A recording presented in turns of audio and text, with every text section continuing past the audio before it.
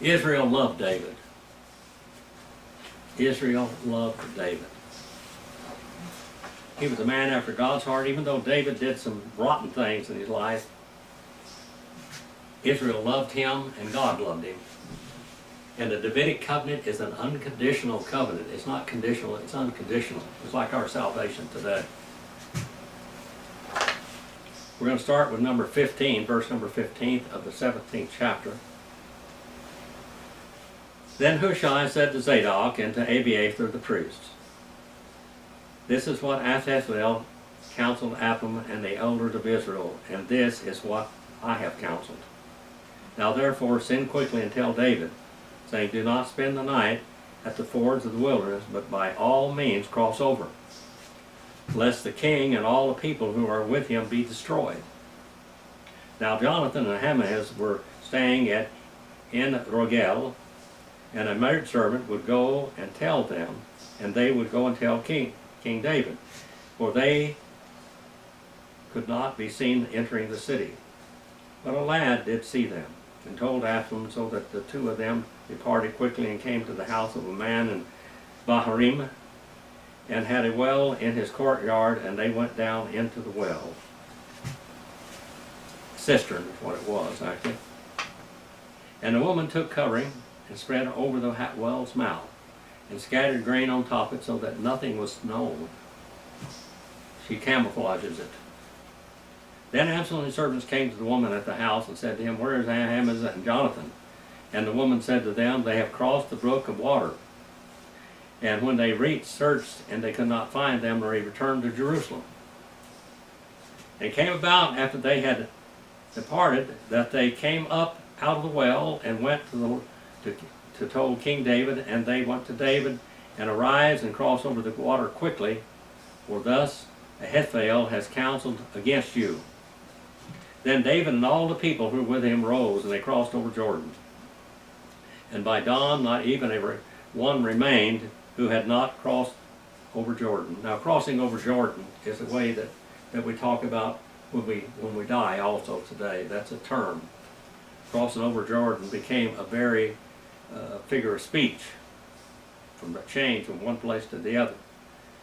Now when Ahithophel saw that his counsel was not followed, he saddled his donkey, and he rose and went to his home, to his city, and set his house in order, and strangled himself. Thus he died, and was buried in the grave of his father. Well, he hung himself. By the way, when you hang yourself at that time, that was what you called not so much suicide, because suicide was an honorable thing, but when you hung yourself, you cursed yourself because of the way you killed yourself. If he killed himself with falling on a sword or something, it would have been different. Then David came to Mahanaim, and Absalom crossed over Jordan, and all the men of Israel with him. And Absalom set Amasai over the army in the place of Joab. Now Amasai was the son of a man whose name was Jethro, the Israelite, who went into Abigail, the daughter of Nashi, the sister of Zeruiah, Joab's mother. This is hatred now. This is hatred. And Israel and Absalom camped in the land of Gilead. Now when David had come to Mahanaim, Shoabai, the son of Nahash, my way Nahash means snake, from Rabbah, the sons of Ammon, Machir, the son of Admael, from Lodabar. Lodabar means no pasture, by the way. And Gerizal and the Gileadite from Rogelim. And he brought beds of basins and pottery and wheat and barley and flour and parched grain and beans and lentils and parched seeds, honey, curds, sheep, and cheese of the herd, for David and the people were with him to eat. For they said, the people are hungry and weary and thirsty in the wilderness. The people of Israel loved David. They were putting up with Absalom for a while. Then David numbered the people who were with him, and set over them commanders and thousands and commanders of hundreds. And David sent the people out, 1/3 of the command to Joab under the command of Abishai, the son of Zeruiah, Joab's brother, and 1/3 under the command of Ittai the Gittite. And the king said to the people, I myself surely will go out with you also. I'm going to go out to battle also. Now the people loved David. They did not want him, the light of God, put out, because they knew God was with him. And the people said, you shall not go out. If we indeed flee, they will not care about us, even if half of us die. Indeed flee, and they will not care about us, but you are worth 10,000 of us. Therefore now it is better for you to be ready to help us from the city. Then the king said to them, whatever seems best to you, let it be. And I will do. So the king, this is the king. He can tell them to do whatever, but he listens to men. David listens to people. He listens to people, and he depends on God's guidance in doing all this. And the king stood beside the gate, and all the people went out in hundreds and thousands. And the king charged Joab and Abishai and Ittai, saying, deal gently with for my sake with the young man Absalom. He should not have said that. Absalom wanted him dead.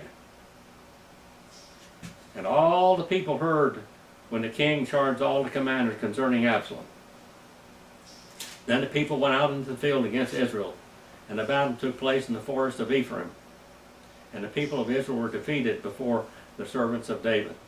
And the slaughter there that day was great, 20,000 men.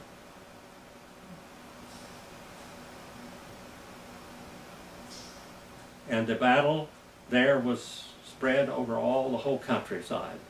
And the forest devoured more of the people that day than the sword devoured. Boy.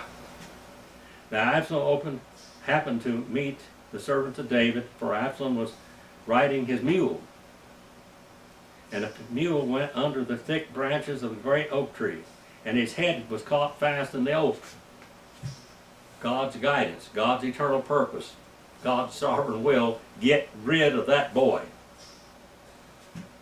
So he was left hanging between heaven and earth, and while the mule was under him, kept going.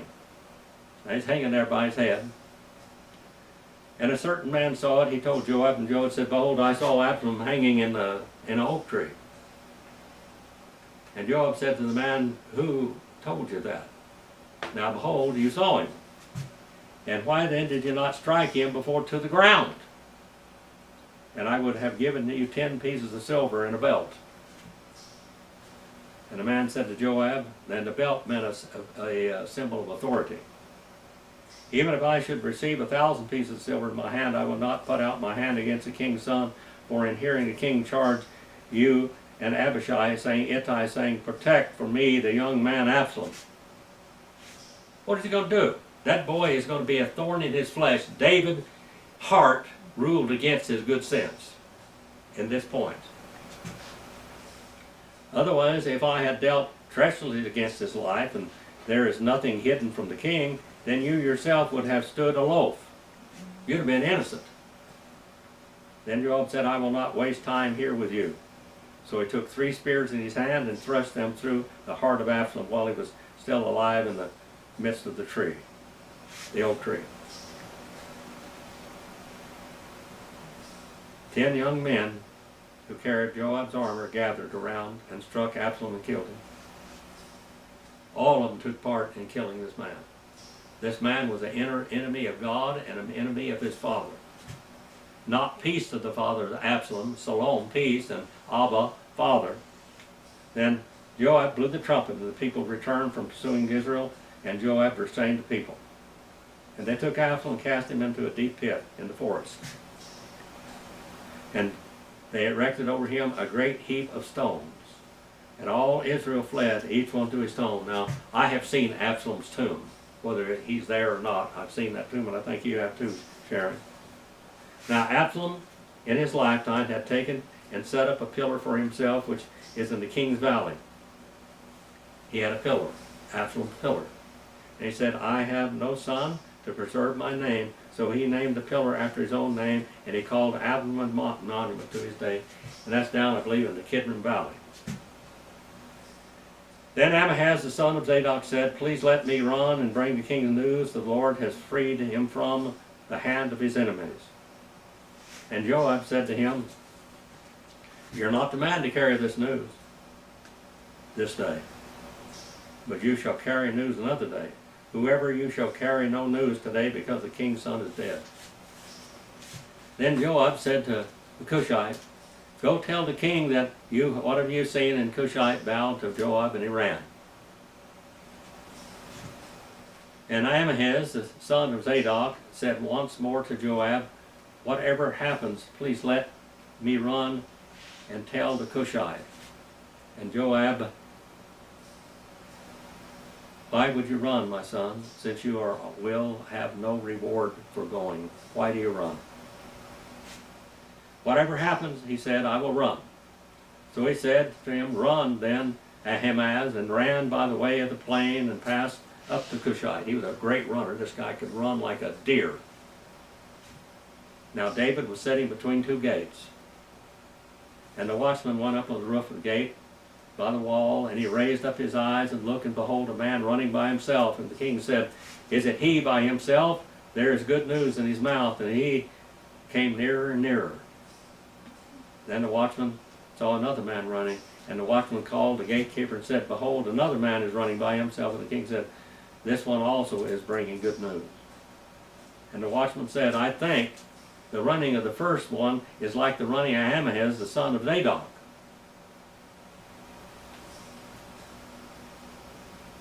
And Ahimaaz called and said to the king, All is well.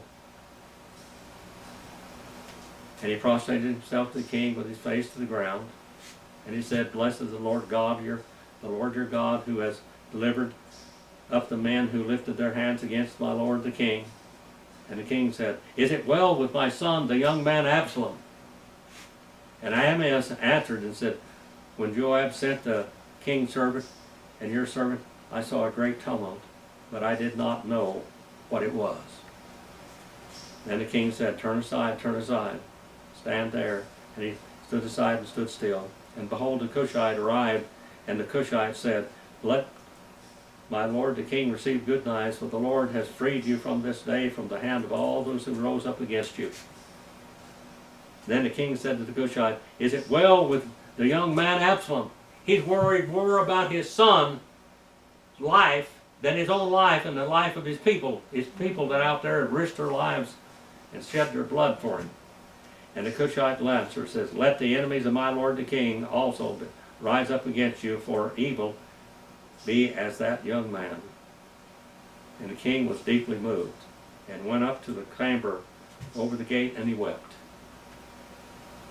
And thus he said as he walked, O my son Absalom, O my son Absalom, would I have died myself instead of you, O my son Absalom, my son.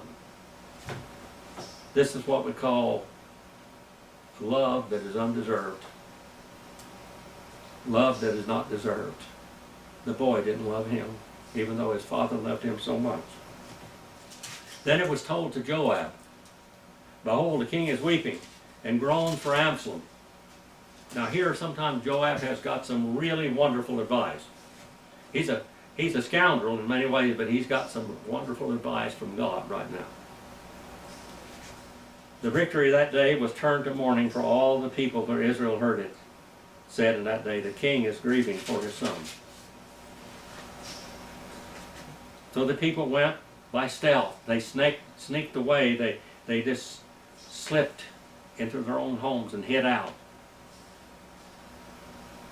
As the people who are humiliated steal away when they flee in battle. The king covered his face and cried out with a loud voice, O my son Absalom, O my son Absalom, my son.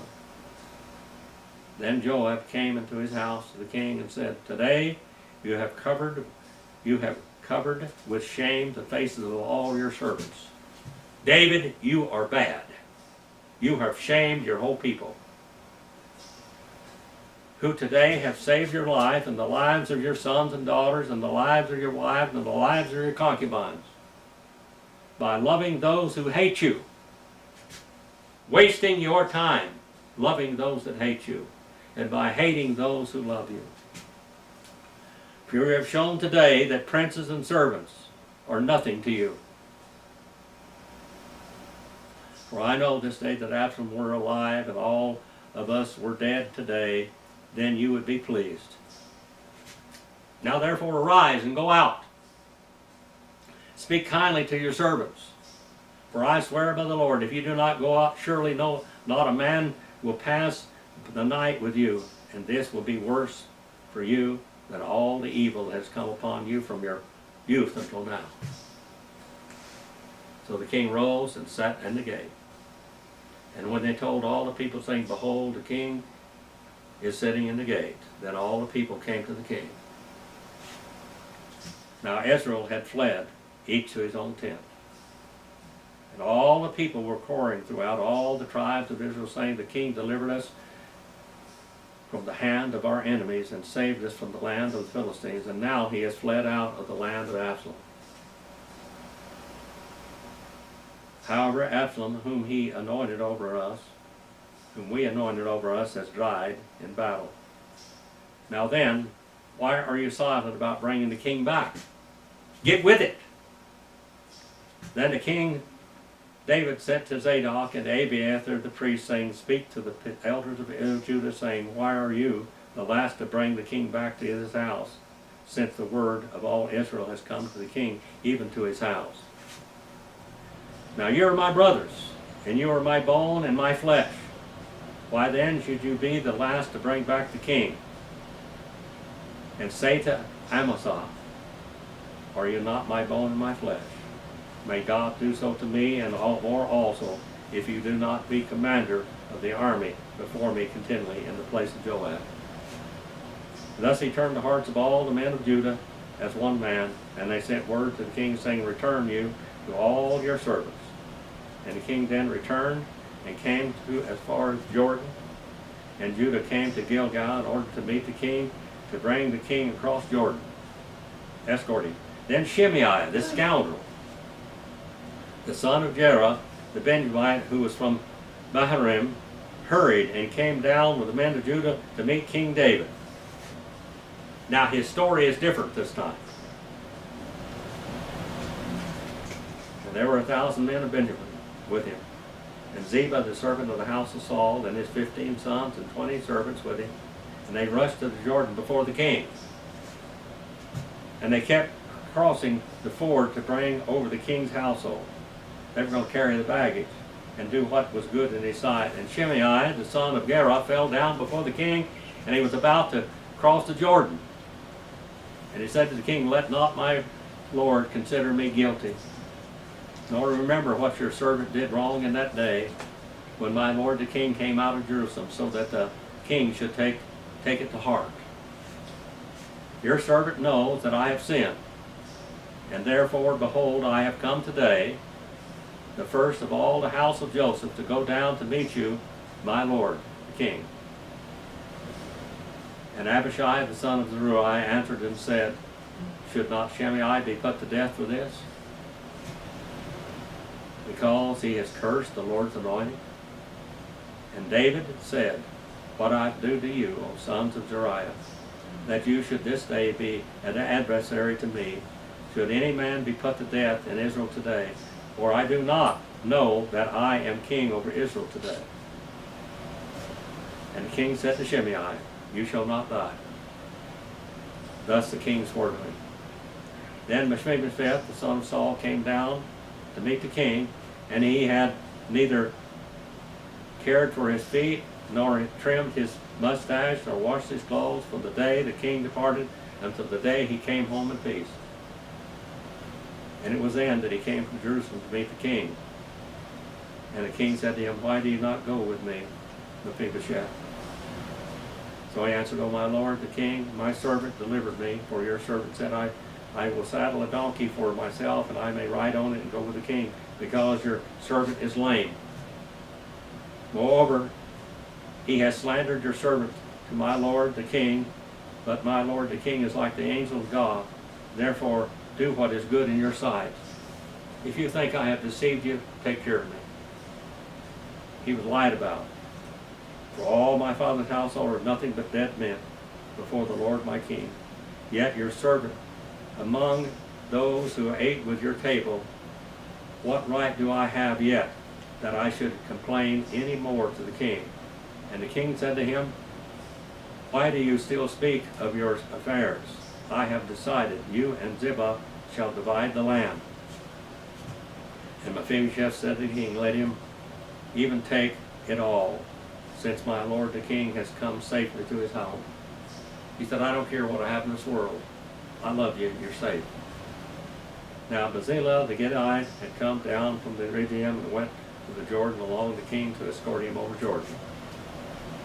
And Barzillai was a very old, 80 years old, and had sustained the king while he stayed in Mahanaim. And he was a very great man. He was a very important man. He was a rich man.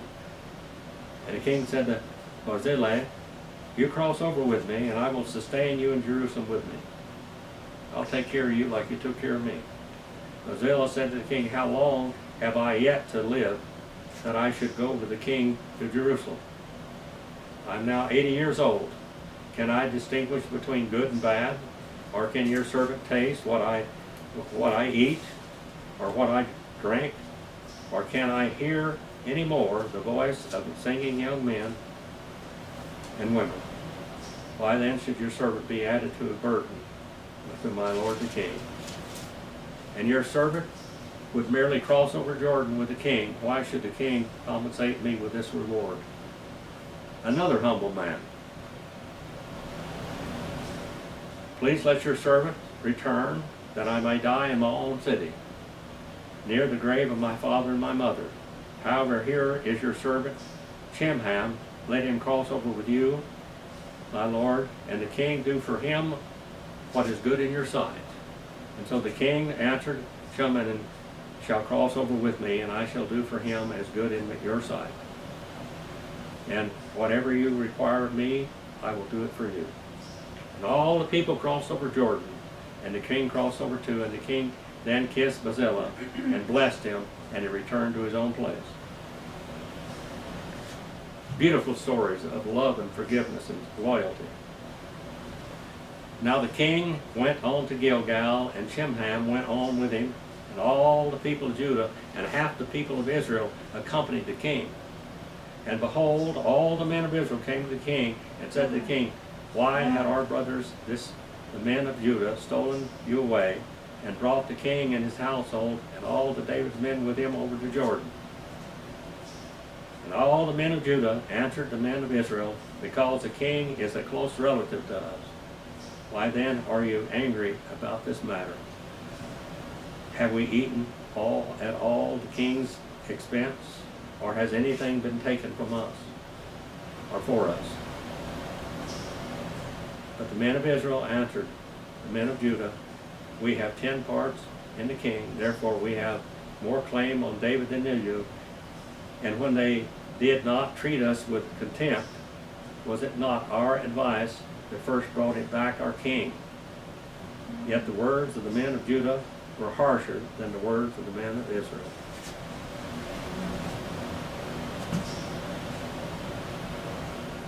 What a story. You know why it's in the Bible? For you and me. That story is in the Bible for you and me.